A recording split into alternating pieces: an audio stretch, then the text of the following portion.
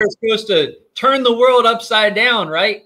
I think a lot of politicians or, people higher up, they're afraid to stand for something because they want to move the needle so little, so little, so little. But it seems like you're more of a let's just flip the world upside down kind of guy, Matt. Am I getting the right read on that? Absolutely. And again, when you step up to the plate to run for politics in New Jersey and you tell the people that you're going to abolish abortion, I stood firm on abolishing all of the gun control measures as well. The gun people loved me, but again, I would see some of their groups.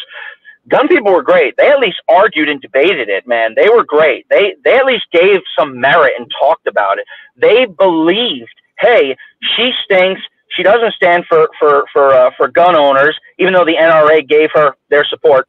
I don't know how. She was for all the gun control measures too. So, but at least I read the comments in their groups where they were arguing it. The pro-life people didn't even get a chance because their masters or whoever held the keys refused. But yes, I am all about, you're commanded to go and to beat down those gates, right? We're supposed to go and take people out of hell and pull them out from behind the gates of hell. We're supposed to storm them. It's not sitting back and keeping the gates of hell from storming us. It's the opposite. We're supposed to go beat down the gates of hell and pull those people out of the fire.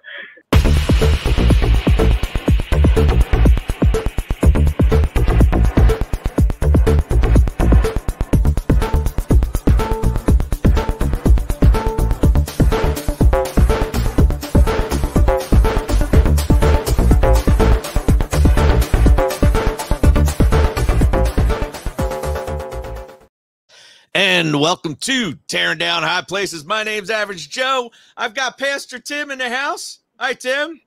Hey, hey. And then we got a special guest today. Matt Riccardi comes to us. If you don't know Matt Riccardi, he's the former chairman of the New Jersey Constitution Party, which nominated him to run for governor of New Jersey, 2017 youngest gubernatorial candidate in New Jersey history. He's always a Marine. He's a current homesteader, investor, football, and softball coach, a winning championship softball coach, as a matter of fact. Nice. 5 daughters, 2 sons, and 1 wife. Welcome, Matt Riccardi. Glad to have you on Tearing Down High Places. Thank you. Thank you. It's good to be here. Man, I'm just so excited. And you're living in Tennessee now, right? Yes, that's correct. Yeah, the good old conservative state of Tennessee, where within every square mile you've got like 5 churches. Well, we're not going to talk too much about Tennessee because, living in New Jersey, us missionaries, now that you're no longer a New Jersey missionary. Because if you're in New Jersey, you're not missionary minded. What the heck you doing here, right? Yeah. I'm always missionary minded. That's what God sent me to Tennessee, not because it was a way to get away. It was a way to be a mission down here, believe it or not. They've got lots of needs. You know what? When you've got churches every couple of square miles, there's something there. I don't necessarily know that all of them are very sound. So they need some fire from New Jersey, some Italian sauce down here to liven things up a little bit. You know what I'm saying? So I hear you. Yeah. Hey, you're gonna open up a hoagie shop everywhere. Every time I hear someone leave New Jersey, they always complain that the Italian food's no good. There's no hoagies or pizza anywhere. I tell you what, they're bringing a Wawa down here, which is very unique because Wawa doesn't leave the Northeast, Jersey and Philly. And just about a year ago, they're moving one in. So that's kind of, I don't know if it had to do with me. They knew I got here and I can't find any hoagies. So I don't know. But yeah, it's very weird that they would put a Wawa right here in this little area. So. Wow. Well, you better hurry up and open a pizza shop before they put you out. Yeah, right. But anyway, we were talking before the show and I was saying, hey, the reason I thought it'd be just fantastic to have Matt on, besides he's just fun to talk to, and I miss you, man. It's been a long time since we chatted, and but there's we're coming up where it's election season. We've had multiple shows about the election. We've had shows about abortion, many of them actually, and about fighting for that and the ups and downs. And I just think that it would be great to get your perspective on what Christians should be thinking right now. We've got to get the vote out, obviously. But you know, win or lose, what should we be looking for? You know, if we get the Trump presidency that we think is going to ameliorate the evils of the Democratic Party, what's that look like? And then, hey man, if God decides he's gonna chastise us and let the Dems win, you know, what's that look like? So what are your thoughts? Where's your head at with all this?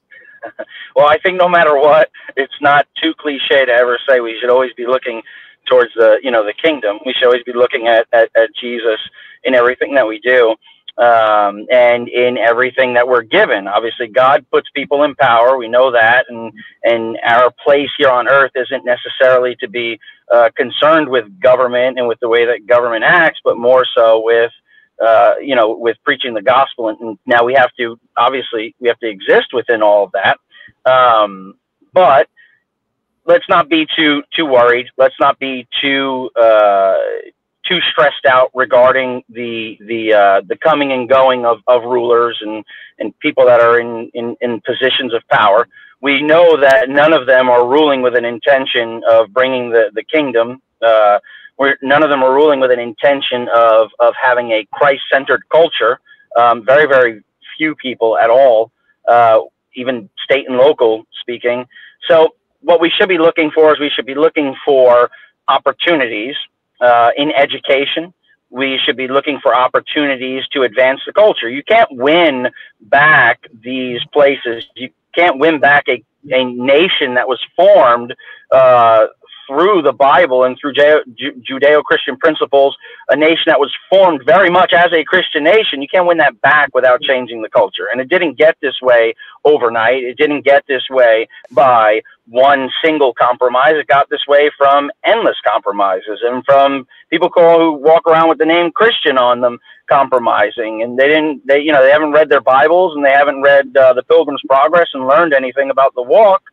So I think that for us, those that are faithful, those that are even just starting to become Christians and trying to learn how to be faithful, I think for us, it's to just look and say, okay, this is the result. What does my Bible say? And how can I go ahead and step out there into the community and bring a fashion of education to these people with regards to the culture, specifically women and abortion, or, you know, things like that. So I think don't stress out so much.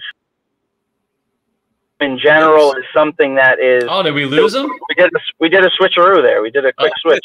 But yeah, in general, leftism is something that can be very scary for anyone. But the reality is, you know, at the end of the day, God is in control. He's going to go ahead and he's going to do whatever it is that he needs to do in order to bring about his purpose and his plan. And we are just here to do our jobs and to continue that walk and be faithful. Yeah, yeah. So, hey, you know, I forgot about your deep background in the Constitution. People would probably be blessed to hear some insights, you know, because you ran the New Jersey Constitution Party. You know as well as anyone how far away we are from the Constitution. So, say Trump wins. Where can we get some constitutional wins? Where can we get back to the Constitution? Because it's a long haul. We're so far away from the original Constitution right now. You'd agree with that, right? Oh yeah. Oh, absolutely. Yeah. And let's not mince words here. Trump is very far from the Constitution as well. And even though you've got a lot of Christians that really, really support him and love him and think of him as being someone who is closer to Christianity and freedom, he really isn't. You know, a lot of his takes, his policies, his words have been very much anti-Constitution. Particularly, you'll note his actions towards guns, and now his recent positioning towards abortion, which I would love to just touch 2 seconds on that. Abortion is not a state. It's not a states' rights issue. It's pounded down very much in the Declaration of Independence and in the Constitution in Amendments 1, 5, and 14. It is not something that is to be debated and to be passed over for morals of state legislatures to handle. It's murder. At the end of the day, it's murder, and it cannot be tolerated in a free society or in a constitutional republic. It is absolutely something that needs to be abolished and outlawed, and for good reason. And we can go through all the arguments on it, biology, etc. None of it allows you to murder a human being for any purpose whatsoever, and it is not a states' rights issue. Trump is wrong. The Supreme Court got it wrong, and they made a mistake. The reality is that it should have been a full-blown ban on it because, again, it is murder. So that's one way that he's not constitutional. The Supreme Court's not working constitutionally. The state legislatures, et cetera, you know, none of it is constant. That's not right. And then again, with regards to taxation, with regards to at least freedom of speech is being upheld for the most part in many places, which you can be grateful for. Because the second that they say the Second Amendment goes away, the First Amendment goes away, it's over. It's done. You don't have an opportunity to fight for your right to defend yourself because you'll be getting thrown into prison. You know, if you go ahead and look over at what's happening in England, England is a perfect place to look at. I had a guy who argued with me on one of my posts online telling me that he was grateful to give up free speech because he gets free ambulance rides. And now you can see, I just saw a report yesterday. It said every single hour, somebody is raped every single hour in England. Every hour. The statistic is that there are as many rapes in England right now as there are hours in a day for the entire year. That's wild. And yeah, they've imported it. They've imported it, and their politicians have cracked down. You can't use any derogatory terms. Not that as a Christian, you don't want to. I don't want to. It's not my desire to sit here and to call someone a derogatory term or a curse word or anything like that. I don't want that. But the reality is if you can control me being able to say that, if I can say, hey, it works for Christianity. If I can stop somebody from saying, I hate Jesus, or he can go, you know what, or whatever else, if I have the power with government to stop you from saying that, then you have the power to stop me from telling you how good Jesus is. You have the power to stop me from saying the Bible is real. You have the power to throw me in jail for that. This is this is how this country began. This is what happened to John Bunyan. This is what happened when this country started. They came here because they were being thrown in jail for disagreeing with what the king was saying about Christianity. That's the reality. So everything starts with free speech. And again, even though that's being upheld for the most part here in America still, you still have endless attacks on it, like the baker who is going through, his 17th round against the LGBT out in Colorado. It's just, so it's endless attacks on it. Don't give up that fight. But again, Constitution is really, really ripped apart, shredded. Our budget, our deficit, $36 trillion worth of debt. That's not constitutional. So yeah, we need to do a lot. And one thing I had said, just a final note on this point, one thing I said is if Trump wanted to win re-election his first time running, the only thing he had to say was, hey, I've got a plan to hold them accountable for their spending. And if he wanted it, if he just did that in his first term and held people accountable for the spending, no president has done that all the way back to like the 1960s. It wasn't Bill Clinton, believe it or not. That's a myth. Going back to the 1960s when this whole debt started up, no president has done anything to stop it. He could have easily dealt with that. If he was smart, if he had smart people, he could have said, hey, let's go ahead and curtail this and stop all the spending. Let's get mindful of it. And if I stop it, I'm the person that gets to say I stopped our debt from growing.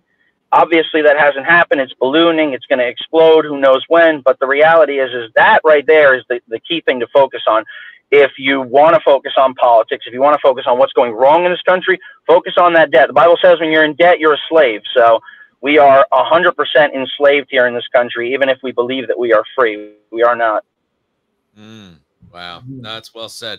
So where do you see us making some changes? Or Tim, you know, we were talking, Tim and I were talking about leadership and how we can bring up new leaders. Because, you know, hey, Trump's going to be here. He does what he does, doesn't do what he doesn't do. We in the church, we need more people to be in politics. I mean, I feel like we're all around Trump because that's all we got, right? Yeah. You know, the argument from the left is, oh, he's bad in this way and he's bad in that way. They have no objective standard, so I don't know what they're talking about. But they, you know, they're just worldview squatters, as one of our old former guests. Tim, who's that guy that said worldview squatter? That was awesome. I don't remember that. We had a New Jersey pastor in here talking about worldview squatters. You know, was Chuck? I don't know, but he's a Blood Red Church nominee. He's got my vote for the best Blood Red Church nominee. Was that last week or no? Was that a different week? That was like several months ago. Oh, several months ago. Okay. Worldview Squad. This is episode 40, by the way. This is Matt, you're at episode 40 of the Tearing Down High Places podcast. I love it. We've had a lot of guests too, and you're already up there as top 5, which is pretty good. Nice.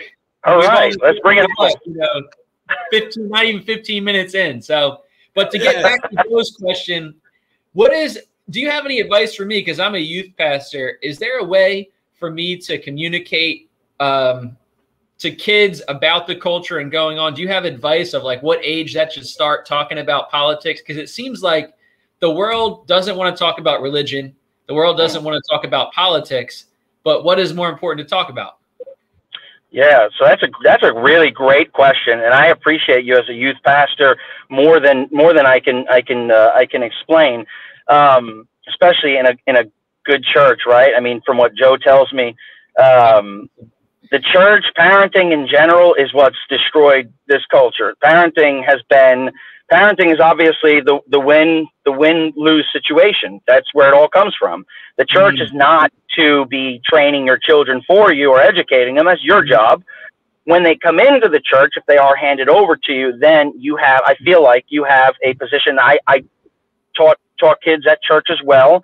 You have a position as a teacher to teach them the word and to teach them the valuable lessons in it, not just to say, well, this is Joseph and he had, 11 brothers and he wore a coat and, oh that's great. That's for like 5-year-olds. But when you get older, you've got to really tear into it. And I don't believe in holding back. I was teaching my son and reading the exact text to him. I didn't read a children's Bible to him when he was 2 and 3. I read about the abominations of Sodom and Gomorrah. He didn't understand it. And the time that he asked questions and began to understand it is when I responded and gave him the answers to it. To this day, my son just learned about sex ed. Like, he's 13. He learned about it like 10 months ago. Knew nothing about it.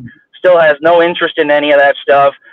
But I read it to him plainly, and I was upfront with him about it. Parents need to be doing that. As a youth pastor, as somebody that's involved in the church, I feel like I don't know what the age group is that you're working with, but it has to be a couple of different things that are important. One of them, there has to be some sort of an element of integrity and honesty when we're teaching the word. There also has to be a focus on the text itself. I know a lot of people are using phones these days. My son, in the church that he's in, the kids are constantly on their phones, and the youth pastor is not necessarily curtailing that. And they're sending pictures and stuff like that. And who knows if they're looking at things that they shouldn't, inappropriate stuff. There's got to be a lot more discipline is probably the best word to use. Discipline for every one of us is so important. And as Christians, disciplining from within, the Holy Spirit is so important for us.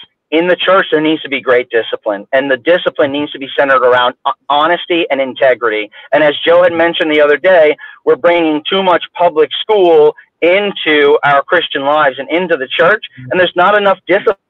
Parents are constantly and consistently letting kids get away with things and not focus on growth and not focus on their behavioral aspects, especially males. My goodness, the male society, the whole idea of toxic masculinity that comes up, it comes up because parents are really not honing in their boys who are being fed pornography at age 9, 10, 6, 7, and are gaining that troubling sort of aggression in all aspects of life, but especially towards women, because they're distorted by seeing this violence and this rape that goes on videos, and parents aren't paying attention. Because here, my son is 6, I'm going to give him a phone, and they don't pay attention to it. So I feel like the discipline has to start at home, and as a pastor or somebody that's in the church, my job is to look at the kids and see if any of that is being brought into the church, and to quickly deal with it and deal with, the discernment and deal with the disciplining that's supposed to go on. I could go on with that for like an hour and a half because it's something that's near and dear to my heart, especially with 7 kids and 5 daughters. And I've got that contrast of, how should it be for boys? How should it be for girls? It's not like I'm, one-sided. I've got to understand how it works for both of them and what's going to be good for both of them. And as Christians, how they need to perceive things and see them. But I see so much failure in the church with regards to the youth and parenting because there's zero discipline whatsoever. And you can't get people to stand up for what's right if you don't have discipline, and within that discipline, if integrity is not number one. My son has told one lie in his entire life. At 2 years old, it was accidental. I disciplined him very firmly because I was very, very strong and faithful in the Lord, and I did not want to allow that to become something that was normal for him. So I immediately dealt with it, and to this day, the highest thing in his life is his integrity. He believes that every word he says, he should be held accountable for it. He believes highly. Now, it doesn't mean he doesn't make mistakes. He messes up, but the kid has never spoken a bad word. He doesn't do anything that's bad with regards to those kinds of things, trying to cheat people, demean them, because integrity was so important to us, and it still is. I feel like that's the number one thing for every human being on this planet. Is integrity is everything. Discipline obviously going with that, and we need to instill that into the kids within the church through our teaching within our home, and you can't get them into politics to stand up for what is right if they don't understand what integrity and discipline are in the first place. Amen, man. Thank you for that answer, because, sometimes I wonder, because sometimes, it happens every once in a while where, a parent or someone from church gets mad at the youth pastor because a child might be acting up or something like that. But I've always thought, that's an indicator of what's happening at home, and the youth pastor should just enforce what's going on, what should be being taught at home. But yeah, man, that's encouraging. Yeah, the word, I just go where the word goes, and if it relates to the culture, I'm happy to make that application. Yes, amen. I got a comment about I taught some Sunday school too, and to youth, and the best parents would always come in and go, "All right, what do you do? What do you do?" And then you say, "No, he was really great." They're like, "No, he wasn't. What do you do? You got to tell me, because we got to nip it now. Got to do it now." And they were the best. Those are the best. Yes. Those are the best parents. Agreed. Good. Yeah. Yeah. Keeping on top of those sheep. Yo, so Matt, you mentioned that you had 7 kids, and that are you a former politician, or are you still a politician? Or I've never been a politician. Okay, I thought that you were a politician. Maybe I'm wrong. No, if I was a politician, I would have been the governor of New Jersey, or I would have got more than 1%. So, but no, I'm not a politician at all. And I just, God called. I turned 30 years old. I had a heart for politics since I was young. I always wanted to be the president one day. Don't know if that'll ever happen, but I turned 30. Thank you. I turned 30, and I had checked up on the race, and I could get really deep into all the corruption that went on. But just from my own heart, I had checked up on it, and there was no candidate that was running who was anti-abortion. The Republican candidate was pro-abortion, because this is New Jersey, and the Democrat was literally ripping them to pieces even after they're born. And I said, I can't possibly live in a state like this and have every candidate on the ballot be pro-abortion. There's no way. So God said, get up and go. And I said, no, wait a minute. They're like, no, I don't think so. And there's got to be somebody. So I checked with all the parties in New Jersey, and I checked with their positions, and I had contacted the Republicans to talk to them, and they wanted me to come in to have a sit down. So I sat with some mafia bosses, legitimately, inside of a Chinese restaurant. And they sat down with me, and they went through the whole story with me. And they told me Kim Guadagno is going to win the nomination. Mind you, the vote didn't take place until June, but this was in February. And they told me it's her nomination. She's going to win it. There were 5 other candidates running for governor with her, and somehow she was already presumed to be the nominee. Now, how does that happen? But I said, oh, okay. And they said, well, you go ahead and you run in our primary, and we'll make a bright future for you. And I said, with all due respect, I have too much integrity to accept that you've already chosen the candidate without there being a vote. So I backed out, and they ended up finding another person to take my place. His name was well, I won't give you his name. They found another person to take my place, another young candidate who ended up becoming the 5th runner in that race. And he took the votes from Jack Ciattarelli, who also is a bad candidate for governor, but that's besides the point. But they wanted me in there so that I could guarantee Kim Guadagno won the nomination, because I would be the person that they used to take the votes from her #1 competitor, Jack Ciattarelli. That was how they were going to guarantee it. Since I decided not to run, 2 weeks later, they grabbed another guy, brought him in. He was young, he was conservative, and he ended up getting those votes and stole it. Long story short, they had already decided that she would be the nominee in February, and the votes for the primary were in June. That's New Jersey politics in a nutshell. So from that point, I left. I contacted the Constitution Party. They're the only party in America that stands 100% anti-abortion, by the way. So that's who should be getting our votes. If you want, if you really want to fix America, you should walk away from the major parties and you should go. Every Christian should go join the Constitution Party. We'll see what that would do. That would change a lot of things in this country. That's not going to obviously happen overnight, but I really would say that that's the #1 thing. That's the only party that stands for, even in their preamble, they stand for Christianity being a part of our governing body, a part of our legislation, a part of everything. I would check them out and highly support them.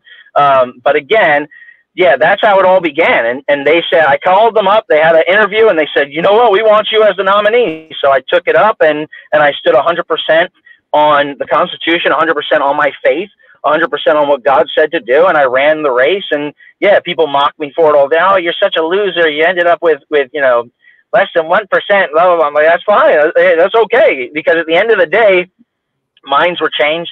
The voice was out there, and you guys had to deal with the fact that one person would not accept child sacrifice, stood in front of children or teenagers in your high schools and got to tell them a different perspective.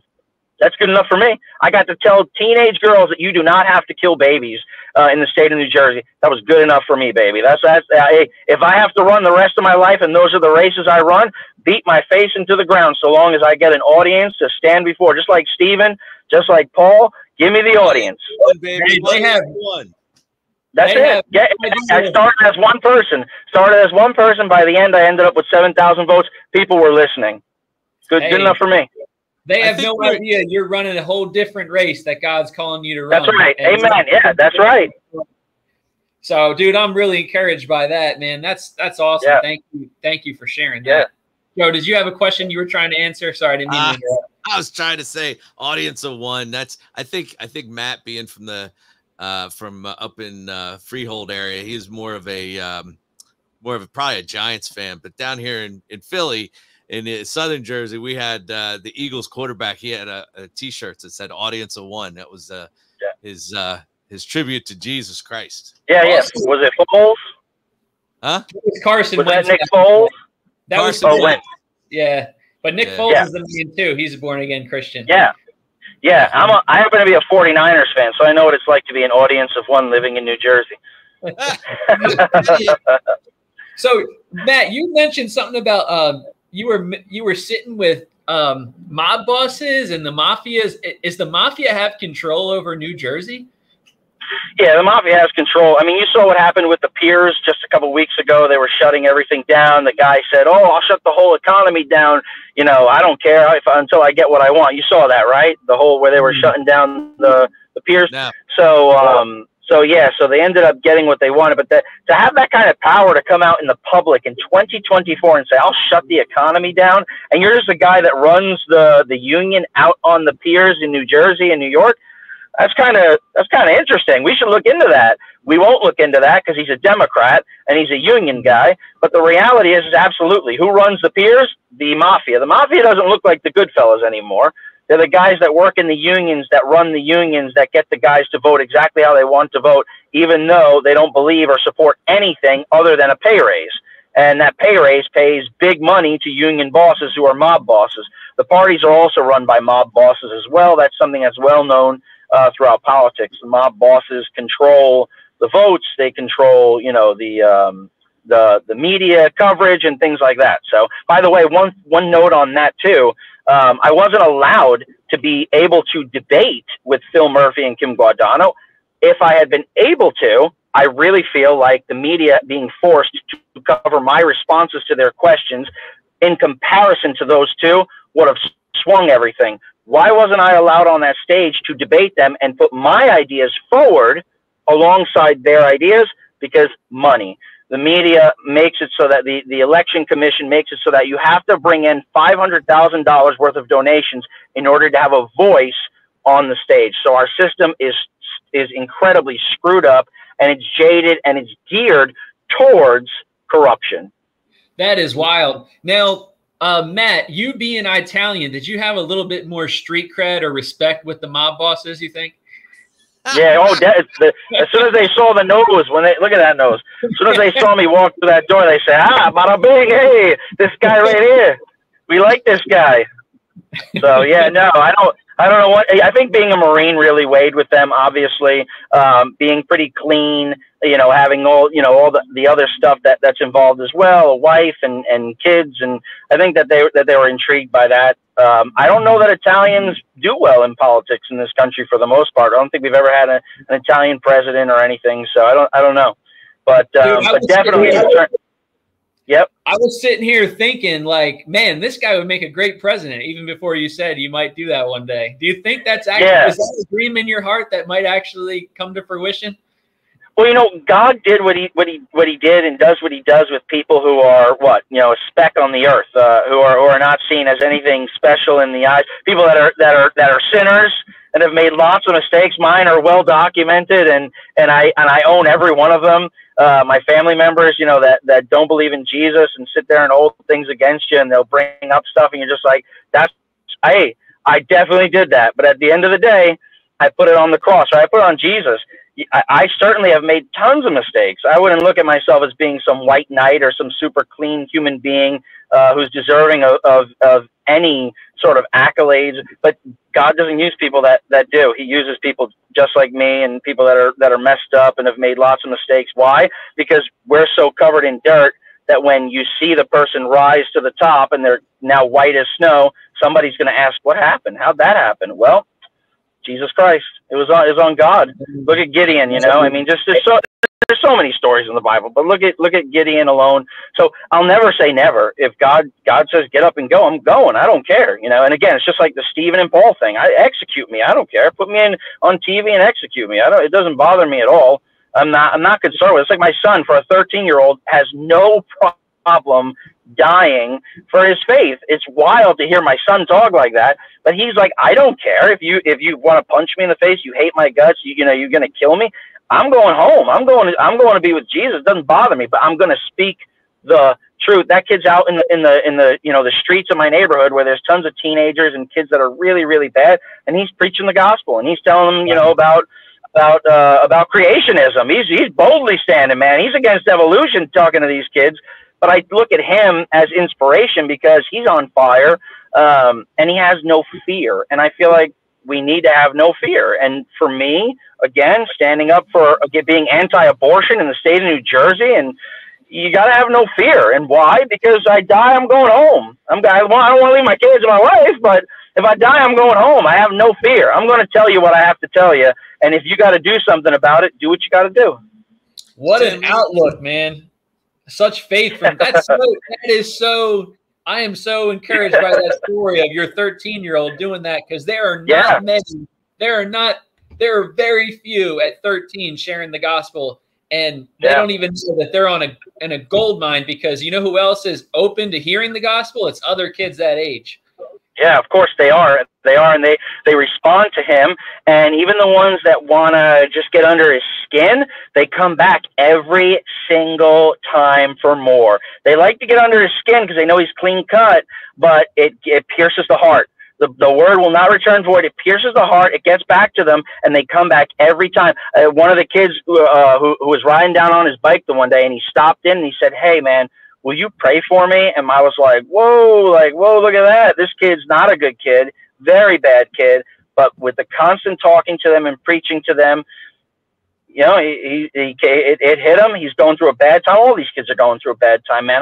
That's another issue that we could talk about. This country is so broken. Almost every home in the neighborhood has stepmoms and stepdads. We got LGBTers, three houses down. There's so much confusion and brokenness that these kids do not understand, and they're trying to understand it, and there's no way to reconcile except through the gospel. There's no way to reconcile it except through Jesus. So Amen. Yeah, true. Tim, let me share something Matt taught me, exposed me to, that I think you may be exposed to now already. And I think there's been other pastors nationally have talked about this since Roe v. Wade came out. But back in 2017, when he was running, he shared with me that the pro-life organizations in New Jersey, they're not very pro-life. They're only pro-life in a very limited sense. And now we've got this, now and so we've got all these organizations that we think are Christian friendly in New Jersey. And Matt, as he was running, found out that they were more Republican than they were Christian. Matt, you want to share a little bit about that? What we're talking about? Yeah, I immediately saw it outright. So I run for governor, and immediately the first, what am I going to do? I don't have any team. I don't have anybody. I ain't got no money. I ain't got nothing, but I do have God, right? So what am I going to do? That's my thought, right? Where do we start? Now, I have a history in politics. I went to an Ivy League school. I went through all kinds of presidential courses and things. I learned everything there is to know about politics. And that meant nothing, by the way, until I actually ran, when I learned everything about politics. But first things first, what am I going to do? I got to appeal to Christians. Christians are going to support a Christian, right? Christians are going to support a Christian, right? That was that was my thinking. Christians will support a Christian. I got to hit the churches, and I got to get the Christians. If I get them, all I need, it's a three-way race: Democrat, Republican, me. If I can get the Christians, I can get 33%, and all you need is 33%, 34% in the state of New Jersey, right? I just got to get a little bit more than the other two people. So I figure I get to the churches, that works. What else can I do? Man, tell the pro-life people in New Jersey. That's a whole movement. Abandon the Republican. She's not pro-life. Come to me. But unfortunately, a couple of things happen. One, fear is a great motivator, and it motivates even Christians to run away from the gospel, to run away from faith. They would rather pick the lesser evil because she has a Republican nomination, an R next to her name, then stand for the gospel, then stand for the truth, then stand for saving the lives of babies. On top of that, the pro-life movement and the organizations in New Jersey do the exact same thing. They save face by sticking with the party that's going to also bring in donations to them. I was ignored. I was attacked. I was maligned. There was a woman who stood firm with me. She was the chair of their northern chapter. We're talking about New Jersey right to life here. She was the chair of their chapter, and somehow, as soon as the election was over, because she supported me, she was suddenly ousted from her position. The president sent out an email to the chapters throughout New Jersey and to their supporters that I was a fake and I was a fraud and I was a plant and all this other stuff, despite the fact that I obviously spoke very publicly about abolishing abortion, which, by the way, they try to tell you can't do. I had a lot of people try to tell me that. Running for governor, as governor, you are the executive of the state. Therefore, you could abolish abortion on day one. You do not need a legislature to abolish abortion. You can do it on day one. Any governor in the country and the president of the United States can do it on day one. You are the executive office. I can go into that based on the Constitution. Easily done tomorrow. We could stop abortion just like that. But there are people who do not have courage, and they do not step up to the plate. And obviously, it's led again by fear over faith. For the Christians who did not support me, who watch this podcast, hopefully you've grown from that time. Hopefully you remember this handsome face here. And you've grown from that time. My prayers were lifted during that time for you, that your eyes would be open. Countless churches I went into, man. I went in and they wouldn't even give me my own church wouldn't even give me a microphone to speak because they had Republicans on the board and they were supporting Kim Guadagno. Yeah, they wouldn't even give me a microphone to speak. Imagine if every church in New Jersey at least gave me the microphone. Don't tell them to vote for me, but give me a chance. Give me the microphone to tell these people. They wouldn't do it, and I wonder why. So, yeah. Let me repeat that for anybody who just didn't quite get it. So these pro-life organizations bringing in millions of dollars from people who love God, who love Jesus, who want their money spent honoring God by ending abortion were unwilling That's correct. to let the only pro-life candidate in the race speak because they were more Republican than they were Christian. That's right. And I appreciate you actually going over that. That's actually a beautiful way to put that. For the people that are listening, the pro-life organizations didn't just not give me an ability to speak. They wouldn't give me their endorsement, which I sought out fervently over and over again. And they badmouthed me and maligned me, attacked me, and said terrible things about me in order to dissuade their people from even giving me a single their donors from giving me a single second to listen to me. I went to their events. I went to, what is it, Our Lady Fatima. It's like a fair that they have in the state of New Jersey. I went there, and she was there, looked me dead in the eyes, said hello to me, and then completely walked away. It's like a huge Catholic pro-life thing. I was ignored over. I went to their, I was brought as a guest to their pro-life ceremony, award ceremony or something so funny. They wouldn't let me speak there to all the donors that were there that night. Nothing. Rather than caring about abolishing abortion and ending abortion, they cared specifically about keeping the saving face and protecting a candidate who got blown out. She got wrecked. Kim Guadagno lost by 15%. If you had just grown some courage and grabbed hold of that courage and stood by your faith and what the Bible teaches, you could have had an opportunity. Imagine if some nobody of a third party, pulled off such an upset in the state of New Jersey, what that would have done to the entire country. Even if I didn't, say I got 10%, what would that have done to the entire country? How could that have galvanized churches across the country politically? It would have changed everything. It would have changed everything, but they refused to stand up. And that's what happens, by the way. That's a cautionary tale for the church as well. Well, we know.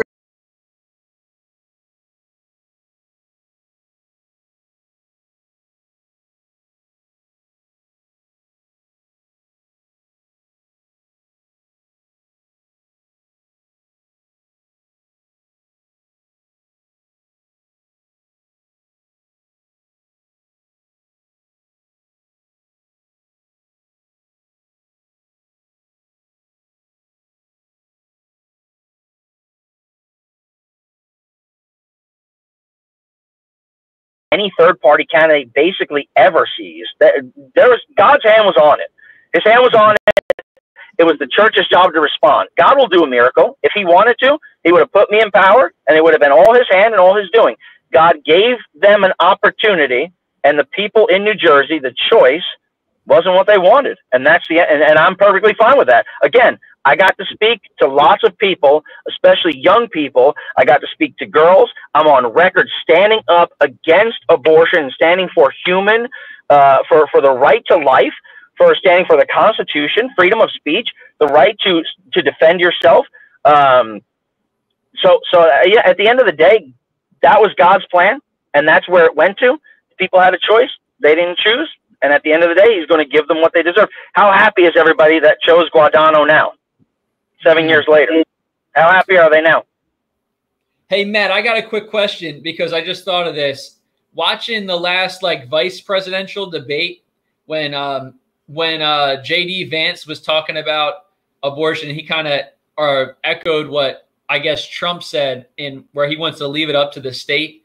Do you think that was kind of a weak take, and he should have just took that moment in front of millions of people just to say, this is incredibly wrong? He should have buried him for sure. But again, Trump's pivot is specifically tactical. I think a lot of people want to believe, well, it's okay to lie, and then when he gets in office to not me. No. And that's what I told them. If you watch, there's interviews on my Facebook page from when I ran. There's a couple. But one of the things that I had said was, I could sit here all day, right? I mean, listen, I don't always look like this, all right? I shave my face and I got a nice clean marine cut. I look about 10 years younger. And at that time I was 30, so I look like 20, right? I got good Italian oily skin. I'm very well moisturized. I could sit here and I could play the dimples and the baby face with people. I could lie and schmooze everybody. I'm an Italian, baby. Look, I could schmooze. I specifically said in those interviews, not a chance. I'm going to tell it like it is, and you're going to accept it or you're going to reject it. And I'm perfectly fine with that. And there was somebody who wrote in the comments and said, I wouldn't vote for you if blah, blah, blah, blah, blah. I said, and if you were the one vote that I needed to become governor, I wouldn't want your vote. I don't care. I don't want your vote. And I told the people that too, I don't want your vote. What I want is I want you to listen, and I want you to make a decision. I'm not here to say, vote for me because I'm going to promise this. In fact, by the way, I'm the only person in history to ever have a contract. I made a contract with the people of New Jersey, an actual legally binding contract that if I was to lie or break a guarantee that came out of my mouth, I would pay $10,000 of my own money to the Democrats and the Republicans. Why didn't anybody else sign that contract? Why didn't the Democrat candidate or the Republican, and why didn't the media hold their feet to the fire over it? I challenged them publicly to sign a contract because what did I know? That Kim Guadagno and Phil Murphy were telling endless lies. Have they done anything that they said that they were going to do? Look back at their campaign promises from 2017. They've done nothing. Phil Murphy has done absolutely nothing that he promised to do. And you know why what? Don't the church hold them accountable? Like, I love what you say about get the church. I want you to go back in time, and I want all these churches to say, we should have let Matt speak, you know? Yeah. Because how are we going to encourage, we were just talking about encouraging leaders in the church. If the church isn't going to back people who are running good races and have them come speak to their congregation, how are you going to encourage people to get up and speak? You know, if that candidate who is doing all these vile things knows that they have to go speak at a church, they might be a little less vile, you know? But because the church is not in the process, and listen, Matt, you might want to come back here in the spring. We're doing this thing where you might want to come back to Jersey, a little visit, take the kids to the shore, and come to the Blood Red Church Summit, which is going to be happening. I forget, Tim, do you remember the date? Is it May or April? I forget, like when, because we're working with a guy in Wisconsin too. I think it's May. I don't think we set an exact date, but I think we settled on early May. Yeah. So this is what we're looking for, Matt. We're looking for Blood Red Church pastors, and we want to give them an award. You want to see the award? Yeah. Yeah, here it is. That is the Red Church Pastor of 2024. I'm sorry, Tim. It's on your face. I don't need for it to be there. It would have been my face, but the whole switch thing happened. Yeah, we go, I think. Nice. There we go. You probably couldn't hear me though. I'm froze up on my end. I don't know if I can. If you're there. But listen, Matt, this is what we're doing. We're trying to encourage great churches, those who are squishy.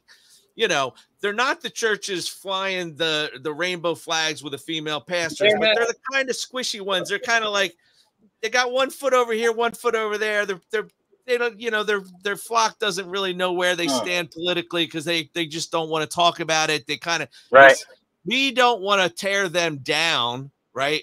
We want to build them up. We still call them brothers. We want to lift them up, right? We'll tear down the rainbow flags and the female pastors, but we're trying to build these guys up. And we want to encourage them. Look, we want to reward them and say, hey, come on out and speak truth, you know, speak like, you know, I don't always quote Martin Luther King Jr. because I don't think he was a Christian, but anyway, but he did say some awesome stuff. And one of the things he said was that the church is not above the government or below the government. It's the conscience of the government. And we're missing that so bad. Yeah. So what would Matt's role be coming to the summit? Would he be like a guest speaker or something, or would he just come to enjoy? You know, I don't know. He could just come to enjoy if he so. But I would think you could get him up there to talk to these pastors about how important it is to support politicians who are Christians, you know, and how they've got to let people into their churches to speak during the political process, because if they don't, we're not going to be heard. Christians aren't going to be heard. Our issues aren't going to be heard, because guess what? Who's listening to us in New Jersey? Nobody. Matt Matt, you have to go back a couple episodes. A bunch of people from our church went to the library because the library is setting up this sanctuary library where they're promoting LGBTQ books, right? So we went to the town council, and then we went to the library's board of governors, or whatever they call themselves. They're, you know, where they're authorizing this stuff without representing the voters. And we basically were told, we're not here to represent you. You know? Well, you know how it works in some town councils. They say, well, we really don't have any power anyway. It's the town administrator told us no.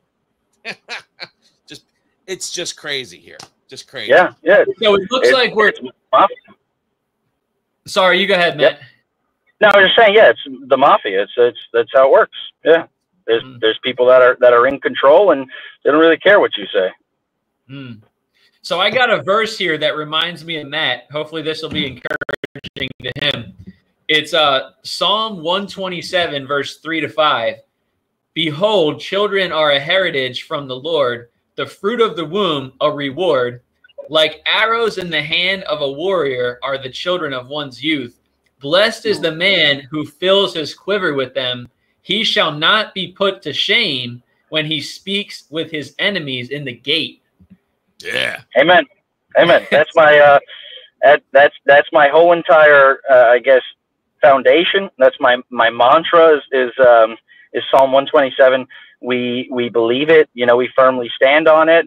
And I think the verse is really speaking to the fact that that is true for those who discipline their children properly, who train them up in the ways of the Lord, because lots of people make children and then do nothing with them, abandon them, don't train them properly, send them to their public schools, basically a place where they end up indoctrinated and come back confused. I think that verse is speaking to Christian parents, specifically a man, but speaking to the fact that if you are training them properly, they are arrows, baby. I sent my 13-year-old arrow out, and he's striking targets every single day out there. So, amen. I agree. That's great stuff. Well, anything else you guys want to add? We're kind of getting to that wrapping it up time. No, what I would say is, my conclusion, and thank you both for your time and for having me. And I think having that summit's a great idea. I'd love to come. I think that, you know, you guys should continue knocking down these high places for the next several months, and maybe you can have like a little, I wish that there'd be like a little tour. I'd love to tour New Jersey and hit every single possible church in a week possible, and just sit there and talk to whoever will listen. One thing, the churches love to hide behind their tax exemption and the fact that the government won't allow you to have a political speaker. That's not true. So they're lying when they do that. They don't have to about that, Matt. Give us some more They don't detail. They don't have to endorse a candidate. What they tried to tell me, several of them, including my own, was, well, we really can't because you can't get involved politically. You don't have to endorse me, but I should be allowed to come up and speak. There's no reason why I can't speak. You speak every day. You have deacons come up and speak every day. What are they? So be speaking politically is a problem in the church? How could you allow a government to control what you say in your church? How do you, as the church leadership, how do you, as a Christian, do you not remember what Peter told them? You know, I'm not going to stop telling you about Jesus because my instructions come from him, from the Lord. Beat me, throw me in prison. So what? Look at what happened with COVID. All we have to talk about is what happened with COVID. If your church shut down during COVID, I got a problem. I want to talk to you. That's as far as, but for political reasons, again, they sit there and they say you can't speak because we'll get in trouble or whatever or blah, blah, blah, blah, blah. Why not? We'll get in trouble. Let's do it. But why not? But that's false. I'm not asking for your endorsement. I'm not asking for you to tell the state that you've endorsed a political candidate, even though the black churches in New Jersey have no fear and endorse their leftist candidates proudly and boldly, specifically when they run for cities. So, what's going on with that? But the reality is, you should have candidates come, and you should allow them to speak and support. But yeah, so that's false. But yeah, if you came up with some kind of a tour and you did like a week of it, I would gladly come up there. I would absolutely love to do a sort of sit down and a Q&A with these churches, anyone that's willing to listen. And I'd be more than happy to run this back over and over and over and over again.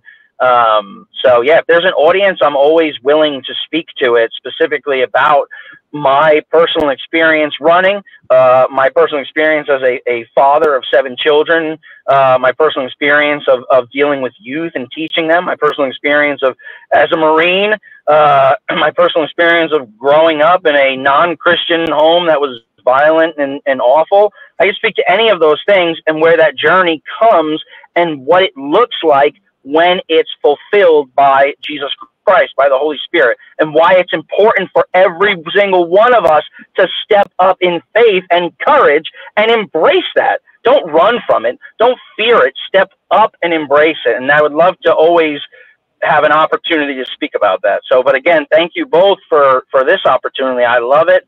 I enjoy it. It's great to see 2 people that feel the same way, that are fervent about the Lord and about the Bible. And when it comes to politics and when it comes to the church, and when it comes to raising families, that the firmness of the gospel is what we are leading by. So I really appreciate the both of you and everything that you guys are standing for and doing with this podcast and within your own churches and your own ministries. So thank you so much.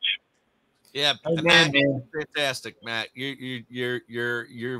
You've educated us today on just being careful with our abortion money, being careful with our vote. I think we'll probably want to talk to you again after the election sometime. We're going to need to dissect whatever happens. I mean, where do we go from here? Whether it's we got some Republicans in there, and there's a lot of rhinos still, man. We talked about that. We talked not in the episode, but before the episode, we're talking about how many bad Republican presidents do we have going back to when I was like 15, Yeah. George Bush was a disaster.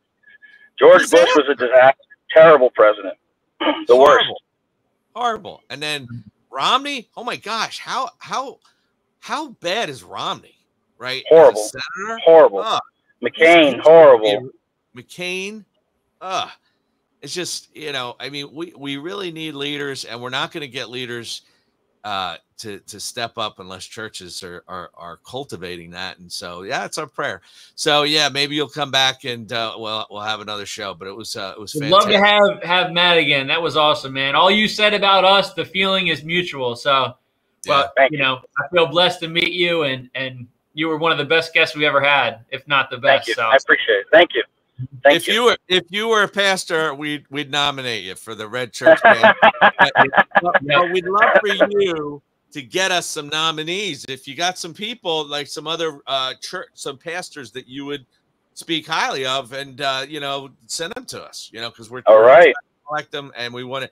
And or if some pastors that are a little timid that need some encouragement, you can send them out to the summit, because we're going to be encouraging them. I would love to. I would love to. All right. I think that brings us to our motto. It did. It does. We got to do our thing. You ready? We trained you, Matt. You ready? All right. All right. Ready? Down. Lift them up. Lift them up. And when you see a high place, tear it down. Tear it down.